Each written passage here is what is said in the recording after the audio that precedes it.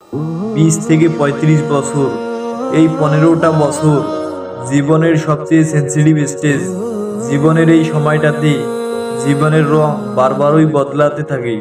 জীবনের এই সময়টা এসে মানুষ সবচেয়ে বেশি ডিপ্রেশনে ভোগে। টিকে থাকার যুদ্ধে প্রখর তেজের যোদ্ধা হতে হয়, অনাথয় মৃত্যু নিশ্চিত। জীবনের এই সময়টা এসে আপনি অনেক কিছু উপলব্ধি করতে পারবেন, না চাইলেও অনেক কিছু পরিবর্তন করতে পারবেন। কারো কারো ক্ষেত্রে এই পরিবর্তন মাত্রা এতটাই দীর্ঘ হয় যে তখন তারা নির্বাক দর্শক ছাড়া আর কিছুই করতে পারে না। জীবনের এই সময়টায় এসে বেশিরভাগ মানুষ তার মাথা নত করে। যেমন ধরুন, আপনি এই বয়সটায় এসে আপনার বাবা অথবা মায়ের কাছে টাকা চাইতে লজ্জাবোধ করবেন, নিজেকে সংকুচিত করতে থাকবেন। আবার ধরুন আপনার চাকরি হচ্ছে না, তখন পরিবারের কোনো বিষয়ে মাথা উঁচু করে কথা বলা কিংবা কোনো সিদ্ধান্ত নিতে পারবেন না। প্রিয়জনকে হারাতে হয়, অনেক কিছু অনিশ্চয় মেনে নিতে হয়।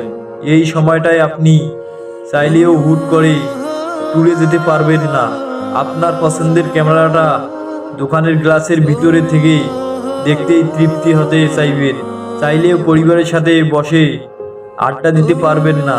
চাইলেও প্রিয় মানুষটাকে ধরে রাখতে পারবেন না, কারণ আপনার পকেটে টাকা নেই, ভালো চাকরি নেই, ভবিষ্যৎ জীবন অনিশ্চিত। কিন্তু যখন আপনার বয়স 35 পার হবে, তখন আপনার কাছে সবকিছুই থাকবে, টাকা, পরিবার, সম্মান সব। মানুষ তো আর সারা জীবন বেকার থাকে না, কোনো না কোনো একটা পথ ঠিকই তখন বের হয়ে যায়। অথচ তখন সময়ের বড্ড অভাব।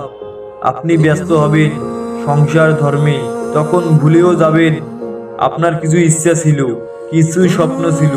সময়কে আঁকড়ে ধরা মহা ব্যস্ত আপনি একটা সময় বুড়ো হবেন, তখন অনেক টাকার মালিক হবেন, পারবে বিশাল অবসর। অথচ তখন আর শান্তি বা ইচ্ছা থাকবে না কিছু করার। তখন অনেকটা ঘরকুনো হয়ে থাকতেই বেশি পছন্দ করবেন। আমাদের জীবনটা এমন, যখন আপনি 25 বছরের, তখন আপনার জীবনটাকে নিজ ইচ্ছায় সাজাতে চেয়েও পারবেন না, কারণ টাকার অভাব। টাকা হাতে আসার পর হবে সময়ের অভাব, আর যখন টাকা অপুরন্ত সময় থাকবে, তখন আপনার ইচ্ছেগুলো ঘুণপোকার দখলে। আপনার আমার জীবনের এই 25 থেকে 35 বছরটা অবশ্যই আসবে। আশা করি আপনারা আমার কথাগুলো বুঝতে পেরেছেন। যদি ভিডিওটি ভালো লাগে, তাহলে আপনারা চ্যানেলটি সাবস্ক্রাইব করে আমার পাশে থাকবেন এবং আপনার মন মতো একটা কমেন্ট করে যাবেন। সবাইকে ধন্যবাদ।